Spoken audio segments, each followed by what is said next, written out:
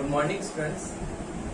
हम कल शक्ति के बारे में पढ़ रहे थे कि शक्ति की अवधारणा जो है उसका राजनीति विज्ञान में बहुत ही महत्वपूर्ण केंद्रीय स्थान है। और कल हमने शक्ति के बारे में ये पढ़ा था, उसकी विशेषताएं क्या है। तो शक्ति की विशेषताएं हमने कल पढ़ी थी कि शक्ति संबंध कारक होती है, उसमें दो कारक महत्वपूर्ण होते हैं। तो कल शक्ति की विशेषताओं के बारे में हमने पढ़ा था और इसी प्रकार से आधुनिक संदर्भ में राजनीति विज्ञान में इसका क्या महत्व है इसके बारे में भी हमने कल क्लास में पढ़ा था। तो अब शक्ति की अवधारणा का हम देखते हैं कि अंतर किस प्रकार से है।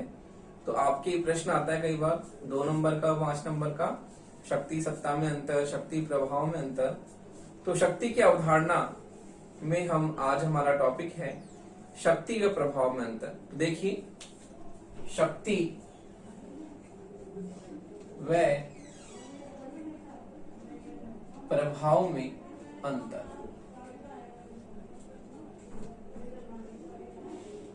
तो देखिए, शक्ति व प्रभाव में अंतर की हम बात करते हैं कि शक्ति और प्रभाव में प्रमुख अंतर पाया जाता है। शक्ति जो होती है बल प्रयोग पर आधारित होती है, जबकि प्रभाव जो होता है वो किसी भी तरह से होता है, उसमें शक्ति का होना कोई जरूरी नहीं है। तो इसमें हम प्रमुख अंतर देखते हैं कि शक्ति और प्रभाव में क्या अंतर है। तो देखिए, पहला अंतर हम देखते हैं, शक्ति भौतिक तत्व है और प्रभाव नैतिक तत्व है। तो पहला अंतर है शक्ति भौतिक तत्व है, शक्ति भौतिक तत्व है, जबकि प्रभाव नैतिक तत्व है।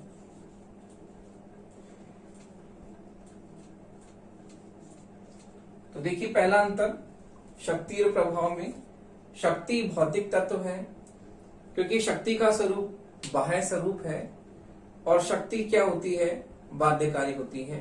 यदि शक्ति का पालन नहीं किया जाता तो उसमें दंड की शक्ति होती है। तो इसलिए शक्ति क्या है, बाध्यकारी है।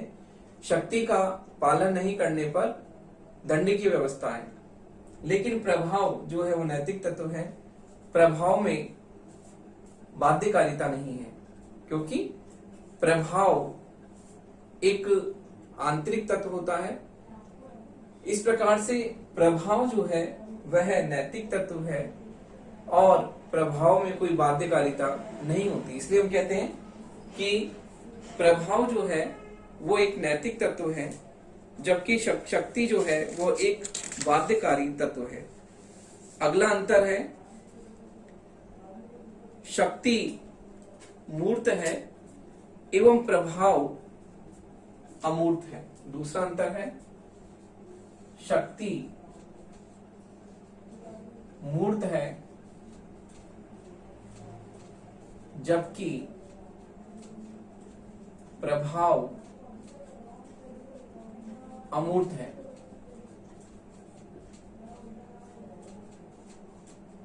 शक्ति मूर्त है अर्थात दिखाई देती है,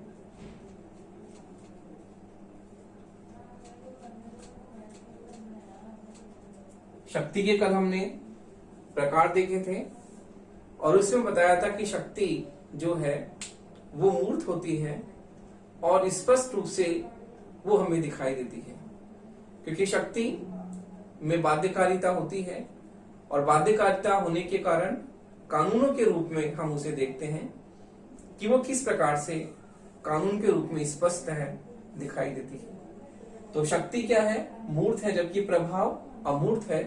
प्रभाव हमें जो है वो दिखाई नहीं देता क्योंकि प्रभाव में हम करिश्माई प्रभाव देखते हैं, जादुई प्रभाव की बात करते हैं, धार्मिक प्रभाव की बात करते हैं, अलग अलग तरह के प्रभाव होते हैं।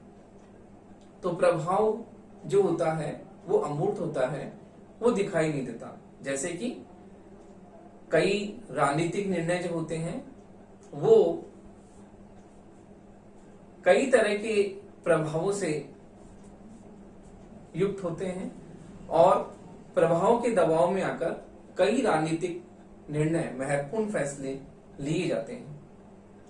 जैसे कि उदाहरण के लिए मैं आपको बताता हूं कि जब सरकार अपनी नीतियां बनाती है तो नीतियां बनाने में उसे विभिन्न वर्गों का ध्यान रखना होता है कि विभिन्न वर्गों का उसमें प्रतिनिधित्व है या नहीं।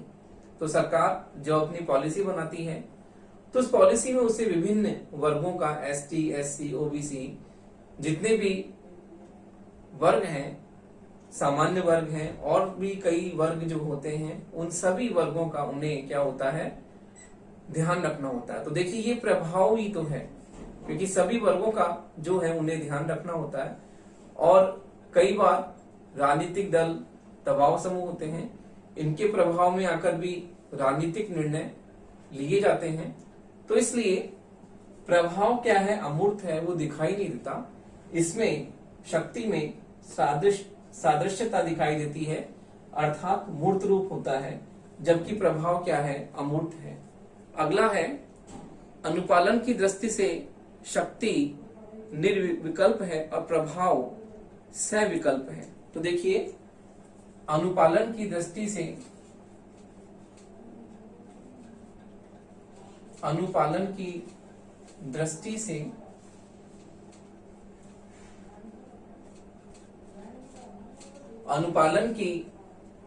से शक्ति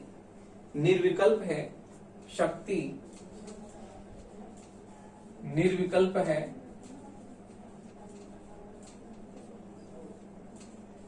जबकि प्रभाव सविकल्प है।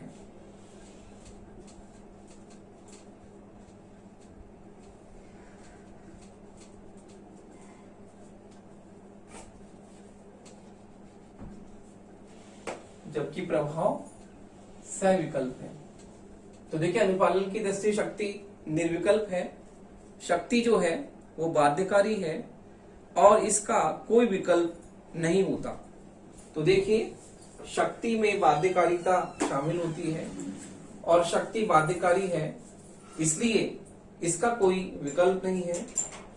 बाध्यकारी होने के कारण व्यक्तियों को इसका पालन करना ही होता है।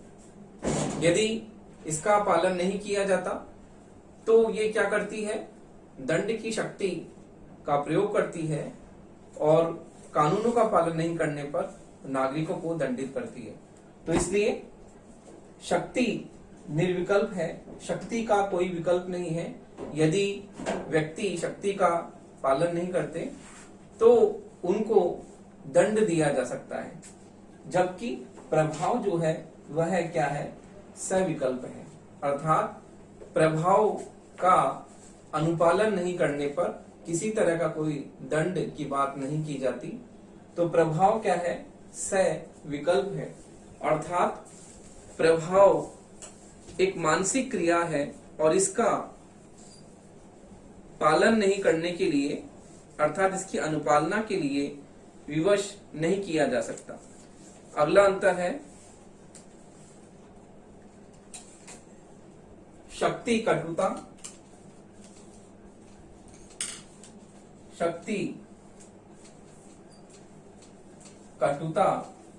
तथा प्रभाव सद्भाव को उत्पन्न करता है। शक्ति कटुता तथा प्रभाव सद्भाव को उत्पन्न करता है। तो देखिए शक्ति को लेकर हमें कटुता वैमनस्यता दिखाई देती है कि शक्ति को प्राप्त करने के लिए राजाओं में परस्पर युद्ध छिड़ा होता है और वो परस्पर युद्ध में लगातार जो है उस युद्ध के लिए वो पड़ोसी देशों से भी क्या करते हैं, शत्रुता मोल लेते हैं और अपनी शक्ति को बढ़ाने के लिए वो परस्पर युद्ध में लगे रहते हैं। तो देखिए शक्ति जो होती है वो कटुता, वैमनस्यता पैदा करती है, क्योंकि शक्ति में प्रतिद्वंद्विता होती है और प्रतिद्वंद्विता होने के कारण ये हमेशा जो है परस्पर संघर्ष में लगी रहती है और परस्पर संघर्ष के लिए सदैव क्या है, तत्पर रहती है। तो देखिए शक्ति कटुता को पैदा करती थी। प्रभाव में सद्भाव दिखाई देता है कि प्रभाव में आकर, जैसे कि किसी व्यक्ति के प्रभाव में आकर कोई अपना जो निर्णय बदल देता है, जैसे कि राजनेता किसी महत्वपूर्ण प्रभाव में आकर जो महत्वपूर्ण निर्णय लिए जाते हैं, उन निर्णयों को पूरी तरह से वो प्रभाव प्रभावित करता है और कई बार महत्वपूर्ण फैसले होते होते जो होते हैं उसमें हमें चेंज दिखाई देता है। तो देखिए प्रभाव हमेशा सद्भाव को उत्पन्न करता है। अगला है शक्ति अप्रजातांत्रिक है और प्रभाव क्या है, प्रजातांत्रिक है। तो देखिए शक्ति अप्रजातांत्रिक है, शक्ति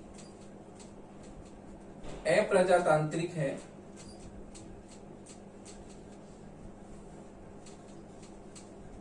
और प्रभाव, शक्ति अप्रजातांत्रिक है और प्रभाव प्रजातांत्रिक है।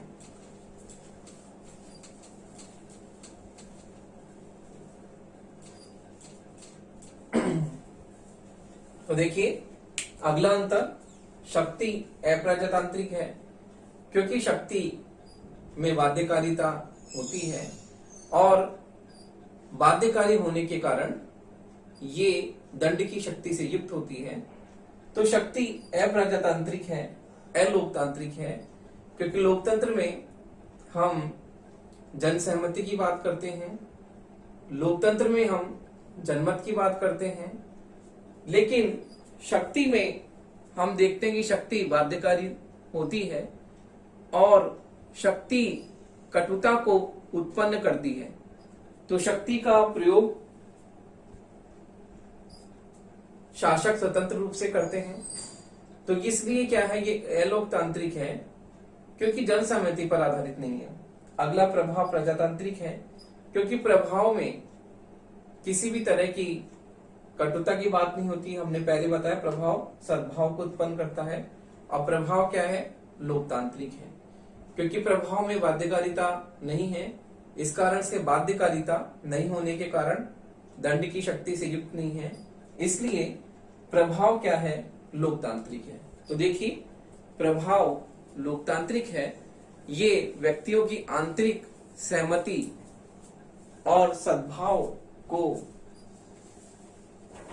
प्रयुक्त करता है, इसलिए हम कहते हैं कि अलोकतांत्रिक है क्योंकि जनसहमति नहीं होती है, जबकि प्रभाव में जनसहमति की बात हम करते हैं, सहमति की बात करते हैं, इसलिए प्रभाव क्या है, लोकतांत्रिक है। अगला अंतर है शक्ति का क्षेत्र सीमित है और प्रभाव का क्षेत्र क्या है, असीमित है। तो देखिए शक्ति का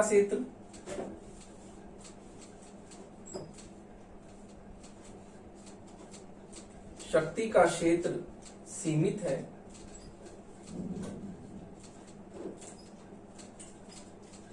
जबकि प्रभाव का क्षेत्र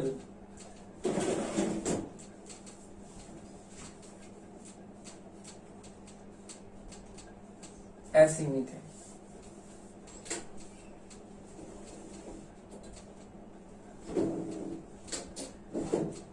देखिए शक्ति, जैसे कि हमने पहले अंतर में देखा था, शक्ति भौतिक तत्व है, इसलिए शक्ति भौतिक तत्व होने के कारण इसका जो क्षेत्र है वो क्या है, सीमित है। क्योंकि शक्ति भौतिक तत्व होने के कारण मूर्त रूप में दिखाई देती है, तो हम मूर्त रूप में इसे पहचान सकते हैं और इसका क्षेत्र क्या है, सीमित है। जबकि प्रभाव का क्षेत्र असीमित है क्योंकि प्रभाव अमूर्त है, अदृश्य है, वो शक्ति की तरह दिखाई नहीं देता। इस कारण से प्रभाव अमूर्त और अदृश्य होने के कारण हम ये कहते हैं कि प्रभाव का क्षेत्र जो है वो असीमित है, जबकि शक्ति का क्षेत्र सीमित है और प्रभाव का क्षेत्र असीमित है। तो देखिए, शक्ति और प्रभाव में हमने अंतर देखा। अब हम देखते हैं अगला आपका जो इसमें अंतर आता है, शक्ति व बल में अंतर। तो देखिए, शक्ति और प्रभाव में अंतर हमने देखा। इसके बाद में आपका अगला जो टॉपिक आता है वो आता है शक्ति व बल में अंतर।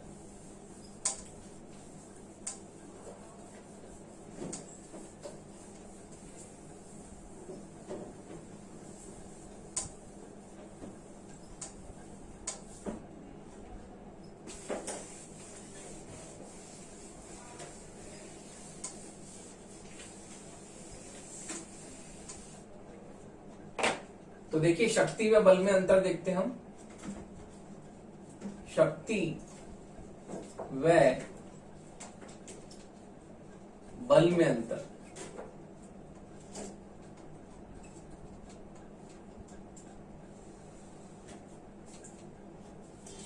तो देखिए, शक्ति व बल में अंतर किस प्रकार से है। अमूर्त शक्ति जो होती है, पहला अंतर है शक्ति मूर्त होती है, अर्थात दृश्य है, जबकि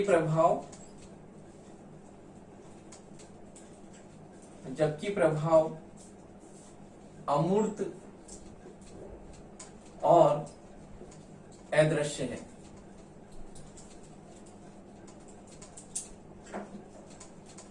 देखिए, शक्ति मूर्त होती है, शक्ति दिखाई देती है। शक्ति के हमने विविध प्रकार देखे, सैनिक शक्ति, आर्थिक शक्ति, राजनीतिक शक्ति, धार्मिक शक्ति। तो ये इसके अलग अलग स्वरूप हैं, प्रकार हैं, जो हमने पिछली कक्षा में पढ़े थे।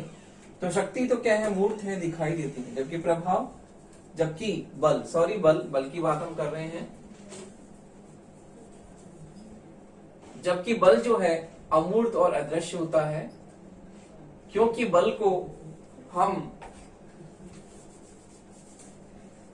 नहीं देख पाते, इसलिए बल जो है अमूर्त और अदृश्य है, जबकि शक्ति मूर्त है। अगला अंतर हम देखते हैं, बाध्यता की मात्रा में अंतर। अगला है बाध्यता की मात्रा में अंतर।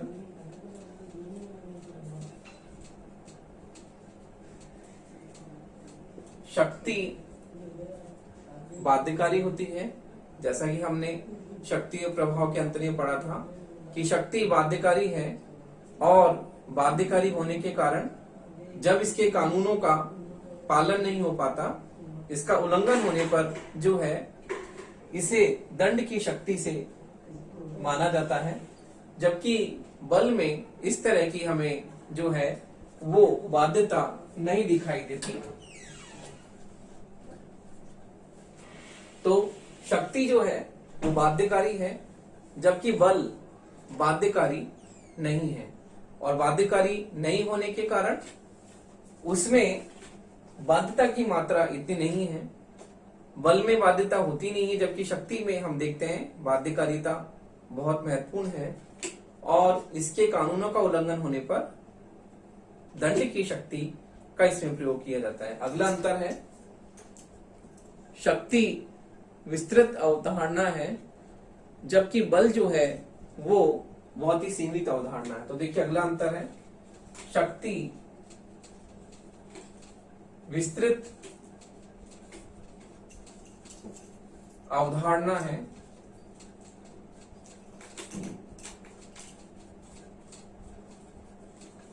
जबकि बल एक सीमित अवधारणा है।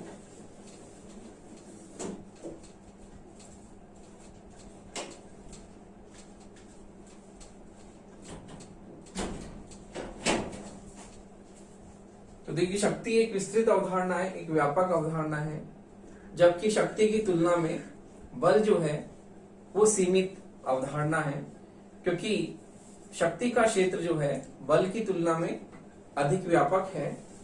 जैसे हमने शक्ति के प्रकार के बारे में पढ़ा था कि शक्ति के विविध प्रकार होते हैं, जबकि बल जो होता है उसमें हमें इस तरह के प्रकार की बात हम नहीं करते, और इसकी तुलना में ये एक सीमित अवधारणा, इसका क्षेत्र इतना व्यापक नहीं है जितना कि शक्ति की अवधारणा का। तो इस प्रकार से शक्ति और बल में प्रमुख अंतर हमने देखे कि किस प्रकार शक्ति जो है भौतिक तत्व होने के कारण इसका क्षेत्र व्यापक है, जबकि बल जो है अमूर्त होने के कारण इसका क्षेत्र क्या है, सीमित है। तो देखिए शक्ति और बल में अंतर देखा हमने। अब हम देखते हैं शक्ति व बल के बाद में आपका अगला टॉपिक आता है शक्ति व सत्ता। तो देखिए मैंने आपको बताया था कि सत्ता जो होती है वो सत्ता शक्ति को एक आवरण प्रदान करती है, जिस आवरण के कारण शक्ति को लोगों की स्वीकृति जो है वो मिलने लग जाती है। तो देखिए सत्ता जो एक बहुत ही महत्वपूर्ण अवधारणा है, जो कि आपका अगला टॉपिक है। शक्ति के बाद में सत्ता की अवधारणा हम पढ़ेंगे।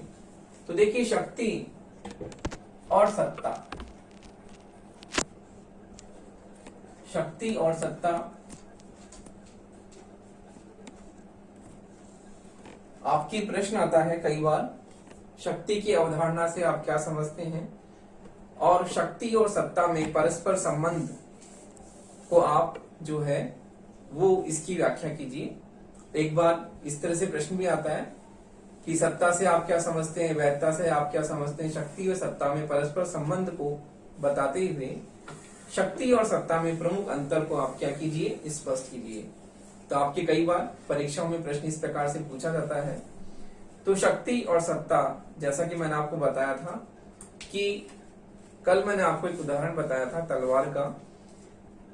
जब तलवार मैदान में होती है तो वो सत्ता से युक्त होती है, और जब हम तलवार को मैदान में से निकाल लेते हैं, यानी जब वो तलवार नग्न रूप में होती है तो वो शक्ति होती है। लेकिन जब उसे मैदान में रखा जाता है तो सत्ता के आवरण से युक्त हो जाती है। तो देखिए शक्ति जो है वो सत्ता से युक्त होगी, तभी उसे आगे जाकर वैधता मिलेगी। क्योंकि आपका टॉपिक शक्ति, सत्ता, और सत्ता के बाद में आपका टॉपिक आता है वैधता। तो ये तीनों अवधारणा एक दूसरे से जुड़ी हुई भी हैं, और इन तीनों अवधारणाओं में प्रमुख अंतर भी कई बार आपके पूछा जाता है। तो शक्ति, सत्ता और वैधता ये आपस में एक दूसरे से अंतर संबंधित है, इन तीनों का घनिष्ठ संबंध है। इसके साथ साथ ही इनमें प्रमुख अंतर भी कई बार आपकी परीक्षाओं में पूछा जाता है। तो देखिए शक्ति और सत्ता की बात हम करते हैं कि जब शक्ति को सत्ता मिल जाती है तो सत्ता का लोग क्या करते हैं, मन से पालन करते हैं, और आगे जाकर जब लोग उसे हृदय से स्वीकार करते हैं, मन से स्वीकार करते हैं, तो उसे वैधता मिल जाती है। और वैधता मिलने के कारण जो शासन होता है उस शासन को लोग हमेशा याद रखते हैं कि उसके समय में इस तरह का जो है कार्य हुआ। तो देखिए वैधता के सहारे कोई भी शासन जो होता है वो लोगों के दिनों पर राज करता है। तो इसलिए शक्ति के साथ सत्ता का होना बहुत ही जरूरी है, क्योंकि जब शक्ति सत्ता से युक्त नहीं होती तो वो केवल एक उसका स्वरूप जो होता है वो नकारात्मक स्वरूप होता है। तो शक्ति जब सत्ता से युक्त हो जाती है तो उसमें सकारात्मकता आ जाती है। तो जब शक्ति स्वयं अपने मूल में होती है तो हम उसे नकारात्मक रूप से देखते हैं, नेगेटिव व्यू से उसे देखते हैं। जबकि जब वो शक्ति सत्ता से युक्त हो जाती है तब उसमें पॉजिटिवनेस आ जाती है, उसमें सकारात्मकता आ जाती है। तो देखिए शक्ति और सत्ता की हम बात हमने की अभी, किस प्रकार से शक्ति और सत्ता जो है वो एक दूसरे से अलग होते हुए भी क्या है, एक दूसरे के बिल्कुल जो है वो एक दूसरे को सहायता प्रदान करती है। तो देखिए बायरस्टैट की परिभाषा बहुत ही महत्वपूर्ण है कि सत्ता शक्ति के प्रयोग का संस्थागत अधिकार रखती है किंतु यह स्वयं शक्ति नहीं होती। तो देखिए बायरस्टैट की परिभाषा है कि सत्ता शक्ति के प्रयोग का संस्थागत अधिकार रखती है किंतु स्वयं शक्ति का जो है यह प्रयोग नहीं करती। तो देखिए महत्वपूर्ण परिभाषा हम देखते हैं बायरस्टैट की परिभाषा। तो देखिए बायरस्टैट ने कहा है कि बायरस्टैट के अनुसार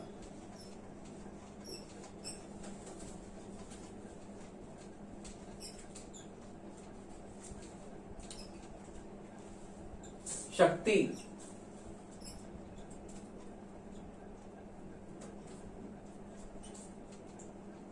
तो देखिए इसकी परिभाषा देखते हैं किस तरह से है। बायरस्टैट ने कहा है कि शक्ति सत्ता शक्ति के प्रयोग का संस्थागत अधिकार रखती है। सत्ता शक्ति के प्रयोग का शक्ति के प्रयोग का संस्थागत शक्ति के प्रयोग का संस्थागत अधिकार रखती है।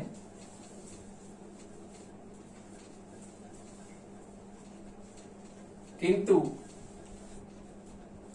स्वयं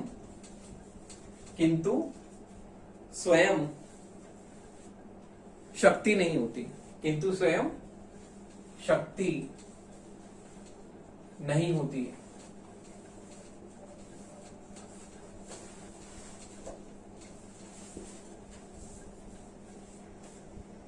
किंतु स्वयं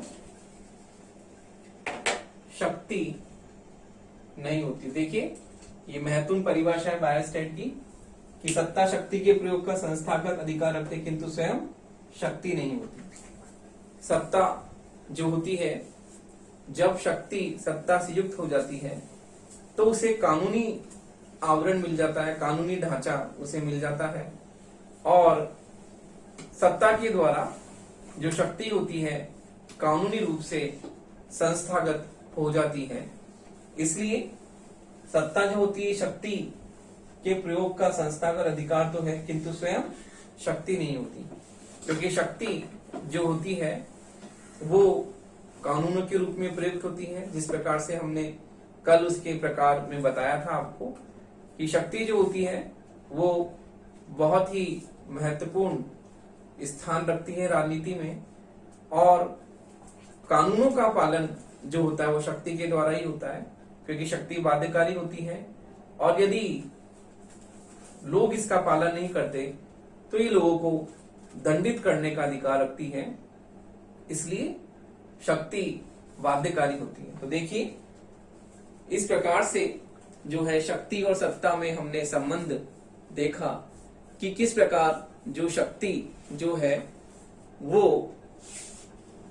सत्ता के बिना अधूरी है, क्योंकि सत्ता और शक्ति में दोनों में घनिष्ठ संबंध हम देखते हैं, लेकिन इनमें घनिष्ठ संबंध होने के बावजूद भी इनमें प्रमुख अंतर जो है वो हम देखेंगे कि किस प्रकार सत्ता जो है वो शक्ति को कानूनी ढांचा प्रदान करती है और कानूनी ढांचा प्रदान करके उसको संस्थागत रूप से उसे वो है आवरण देती है। लेकिन फिर भी हम ये मानते हैं कि सत्ता स्वयं शक्ति नहीं होती, क्योंकि शक्ति जो होती है वो बाध्यकारी होती है। इस प्रकार शक्ति और सत्ता में संबंध होते हुए भी इन दोनों में क्या है, प्रमुख अंतर है। तो देखिए शक्ति और सत्ता में परस्पर संबंध होते हुए भी इनमें क्या है, प्रमुख अंतर है।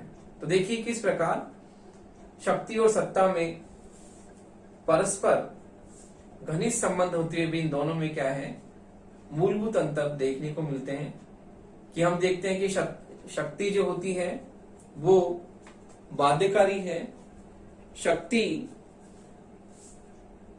जो है और सत्ता जो होती है, सत्ता में इस तरह की बाध्यकारिता की बात हम नहीं करते।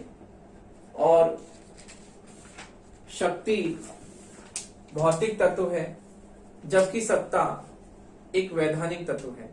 तो देखिए, इस प्रकार शक्ति और सत्ता में परस्पर संबंध होने के बावजूद भी इन दोनों में जो है प्रमुख अंतर है। तो अब हम शक्ति और सत्ता में परस्पर अंतर की बात करते हैं कि किस प्रकार शक्ति और सत्ता में परस्पर संबंध होने के बावजूद भी इन दोनों में प्रमुख अंतर किस प्रकार है।